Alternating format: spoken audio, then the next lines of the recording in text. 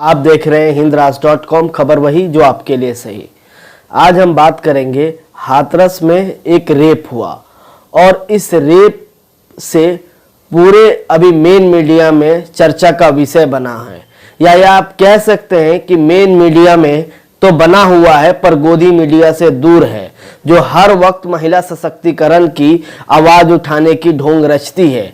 NCRB के मुताबिक हर रोज 90 FIR case के होते हैं, तो फिर हाथरस में ही केस का चर्चा का विषय क्यों बना, इस पर हम बात करेंगे। उससे पहले ये जान लेते हैं कि हाथरस का जो रेप केस है वो पूरा मामला क्या है।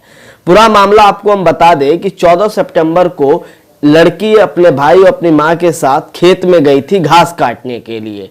जब घास काट कर वो आ रही थी तो उसी दौरान वहां के 4 युवकों ने उसको पकड़ के कथित तौर पे आरोप है कि रेप हुआ है उसके साथ, और जब उसका भाई उससे पहले घर जा चुका था और मां पीछे थी, और जब मां वापस आ रही थी तो बेटी का कुछ निशान मिला और उसको खोजते हुए जब झाड़ियों में जाके देखा तो उसकी बेटी बुरी व्यवस्था में पड़ी हुई थी। फिर वहां के लोकल स्वास्थ्य केंद्र ले जाया गया और उसके बाद फिर वहां से अलीगढ़ मुस्लिम विश्वविद्यालय के मेडिकल कॉलेज में रेफर कर दिया गया। आपको बता दें फिर उसके बाद से वहां इलाज चलता रहा, पर जब जैसे ही इस बात की भनक लगी कि रेप करने जिसका रेप हुआ है उस दलित समुदाय की है और जिसने रेप किया है वो उच्च स्तरीय जाति के हैं, लोग ठाकुर जाति की भी बता रहे हैं। लेकिन अगर इस बात से फिर चर्चा का विषय तब शुरू हुआ जब Chandrashekhar Azad AMU medical college पहुंचे पीड़िता को देखने के लिए, और उसके बाद लगातार चंद्रशेखर आजाद ये कह रहे हैं कि मैं इसकी मांग कर रहा था कि इस लड़की को एम्स में इलाज कराया जाए। आखिर क्यों एम्स में इलाज नहीं कराया जा रहा था?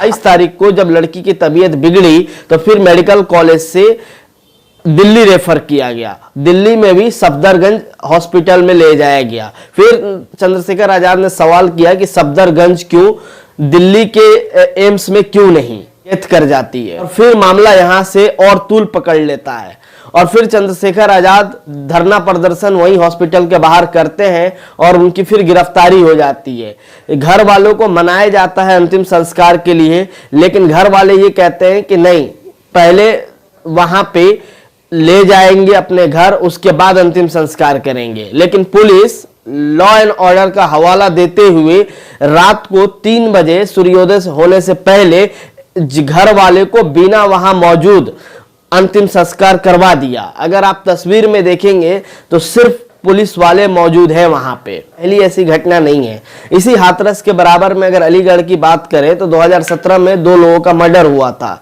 सुरक्षा का हवाला देते हुए उस क्षेत्र से कम कई किलोमीटर दूर लड़कों को दफनाया गया। हाल ही में एनआरसी सीएनपीआर पे जब प्रोटेस्ट चल रहा था तो इसी अलीगढ़ शहर के अंदर बवाल हुआ जिसमें एक लड़का मारा गया, उसको भी सुरक्षा हवाला देते हुए जहां लड़के की इलाज चल रहा था और वहीं डेथ हुआ, उसी के बराबर वाली यूनिवर्सिटी कब्रिस्तान में दफना दिया गया रातों रात, ये कानून व्यवस्था का हवाला देते हुए। और आपको बता दें उत्तर प्रदेश में एक बहुत सी आम बात है कि जरा सा कोई मसला होता है कई डिस्ट्रिक्ट की पुलिस फोर्स बुला ली जाती है। तो अब सवाल ये होता है जब पहले से ही जब आप इस प्रशासन इतना चौकन्ना रहती है तो फिर क्राइम हो कैसे जाता है और क्राइम पे कंट्रोल क्यों नहीं है और सामने वाले अपराध करने वाले अपराधी के अंदर डर क्यों नहीं है। सबसे बड़ा सवाल ये है कि जब हर रोज 90 रेप के केस आते हैं और उत्तर प्रदेश इसमें तीसरा स्थान है, यानी सबसे पहले मध्य प्रदेश जहां पे भाजपा की सरकार है कई सालों से, बीच में कुछ दिन के लिए कांग्रेस की सरकार आई थी।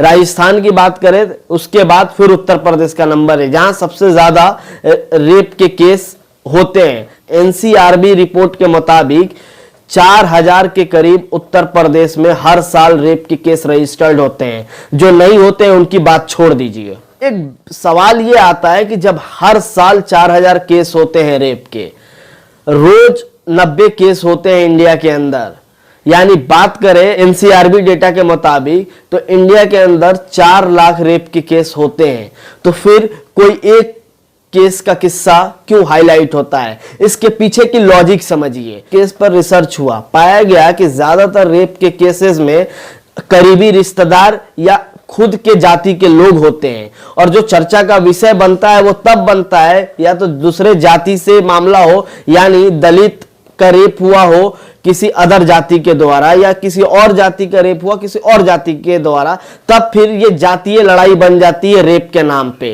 रेप जैसे गंदे अपराध को भी लोग जातियों में बांट रखा है, और जैसी जाति होती है उस हिसाब से धरना और विरोध प्रदर्शन भी होता है। आपको बता दें कि पिछले साल यानी 2019 में अलीगढ़ में एक ट्विंकल नाम की लड़की के साथ हत्या हुई। हत्या करने वाला मुस्लिम समुदाय से पाया गया। लास्ट में पता ये चला कि पैसों का मामला लेन देन था, लेकिन लड़की ब्राह्मण समाज की थी और हत्या करने वाला मुस्लिम समाज का था, और मामला पैसों का लेन देन का था।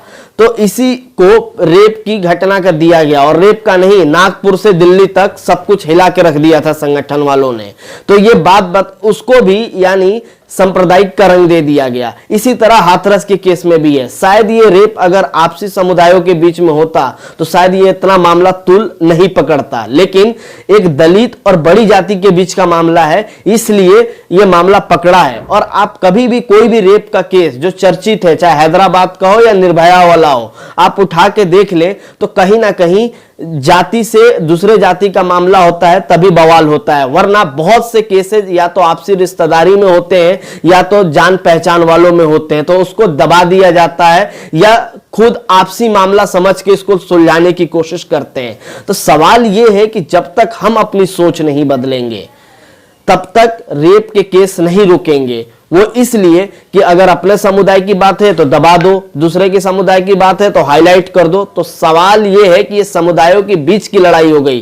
रेप के लिए पूरे हिंदुस्तान की महिलाओं और पुरुषों को, पूरा हिंदुस्तान को इकट्ठा होना पड़ेगा, तब इन जैसे गंदे और आपराधिक चीजों से हम लड़ पाएंगे और लोगों की मानसिकता चेंज कर पाएंगे। पुलिस वालों का यह भी कहना था कि अभी रिपोर्ट आई नहीं है, लेकिन फिर सवाल यह उठता है कि उस लड़की के साथ उसके लड़की के भाई ने कहा बीबीसी के रिपोर्ट के मुताबिक कि इतना उसके साथ जातियां हुई कि उसकी रीढ़ की हड्डी टूट गई, जुबान कटी हुई मिली। लेकिन हाल यह है कि हाथरस पुलिस ने अभी तक इस पर रेप का मुकदमा दर्ज नहीं किया था, और अब किया है। शुरुआत में अटेम्प्ट टू मर्डर का केस किया था और अब जाके चारों आरोपी को गिरफ्तार कर लिया गया है। शुरू में बात लड़की के भाई ने बीबीसी से बताया था कि शुरू में सिर्फ एक लड़के की गिरफ्तारी हुई थी, बाकियों को बचाने की कोशिश की जा रही थी।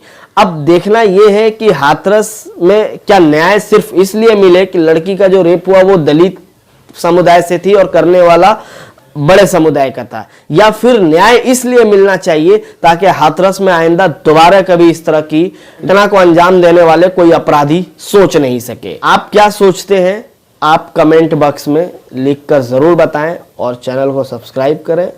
और अगर आप भी इस बात से सहमत रखते हैं कि अपराध अपराध होता है, चाहे वो किसी भी समुदाय का हो, और अपराध की सजा मिलनी चाहिए उसे अपराधी के तौर पे, तो आप इस वीडियो को अपने लोगों तक शेयर करें, इस सुझाव को साझा करें। आप देख रहे थे हिंदराज.com, खबर वही जो आपके लिए सही।